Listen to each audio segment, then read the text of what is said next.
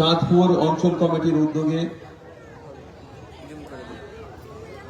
মোবারকপুর গ্রামে আরজি করে তিলোত্তমা তার স্মরণে নদিয়ার তামান্নাকে যে খুন করেছে, 9 বছরের একটি বাচ্চা ক্লাস 4-এ পড়তো, তার স্মরণে এবং আনিস খানের স্মরণে একটি রক্তদান শিবির হচ্ছে। ইতিমধ্যেই 100 জনের অধিক রক্তযোদ্ধা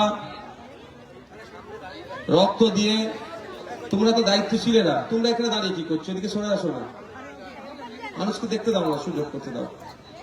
ভলেন্টিয়ার ব্যাচ লাগিয়ে এখানে এসে ডিস্টার্ব করছে। 100 জনের অধিক রক্তযোদ্ধা তারা রক্ত দিয়েছেন।